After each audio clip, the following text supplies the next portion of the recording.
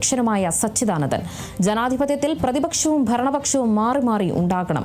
ഭരണപക്ഷം പ്രതിപക്ഷത്ത് ഇരിക്കാൻ മറന്നുപോകരുത്. പ്രതിപക്ഷമാണ് ജനഹിതം പ്രതിഫലിക്കുന്നത്. തുടർഭരണം പാടില്ല എന്നത് ബംഗാളിലെ അനുഭവത്തിന്റെ പശ്ചാത്തലത്തിലാണ് പറഞ്ഞത്.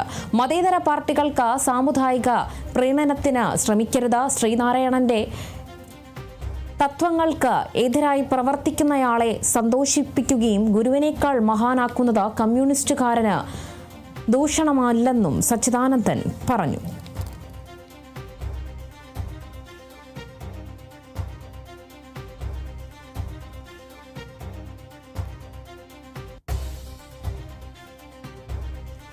കേരളത്തിൽ എന്തായാലും ഇരു മുന്നണികളും മാറി മാറി ഭരിക്കുന്നതാണ് കേരളത്തിന് നല്ലത് എന്നതാണ് അദ്ദേഹം പറഞ്ഞിരിക്കുന്നത്. കവിയും കേരള സാഹിത്യ അക്കാദമി അധ്യക്ഷനുമായ സച്ചിദാനന്ദനാണ് ഇങ്ങനൊരു വാക്കിപ്പോൾ പറഞ്ഞിരിക്കുന്നത്. പ്രതിപക്ഷവും ഭരണപക്ഷവും മാറി മാറി കേരളത്തിൽ ഭരിക്കണം എന്നതാണ് പറയുന്നത്.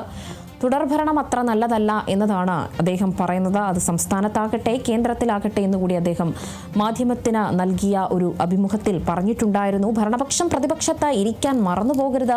പ്രതിപക്ഷമാണ് ജനഹിതം പ്രതിഫലിക്കുന്നത്. അതോടൊപ്പം തന്നെ തുടർഭരണം പാടില്ല എന്നത് താൻ പറഞ്ഞത് ബംഗാളിലെ അനുഭവത്തിന്റെ പശ്ചാത്തലത്തിലാണ്. കേരളത്തിൽ തുടർഭരണം ആവശ്യമില്ല എന്നൊരു കാര്യം അദ്ദേഹം പറഞ്ഞത്. മതേതര പാർട്ടികൾ സാമുദായിക പ്രീണനത്തിന് ശ്രമിക്കരുത്. ശ്രീനാരായണന്റെ തത്വങ്ങൾക്കെതിരായി പ്രവർത്തിക്കുന്നയാളെ സന്തോഷിപ്പിക്കുകയും ഗുരുവിനേക്കാൾ മഹാനായാക്കുന്നത് കമ്മ്യൂണിസ്റ്റുകാരന് ഭൂഷണമല്ലെന്നും സച്ചിദാനന്ദൻ പറഞ്ഞിരിക്കുന്നു. 2 തവണ ഭരിച്ചു കഴിഞ്ഞിട്ടുണ്ടെങ്കിൽ നിങ്ങൾ ഒരു പ്രതിപക്ഷത്തിരിക്കേണ്ട സമയമായി. പ്രതിപക്ഷത്തിരിക്കുന്നത് നല്ലതാണ് പാർട്ടികൾക്ക് എന്നാണ് എൻ്റെ ഒരു മുമ്പേയുള്ള കാഴ്ചപ്പാട്. കാരണം അത് ജനാധിപത്യത്തെക്കുറിച്ചുള്ളൊരു കാഴ്ചപ്പാടാണ്.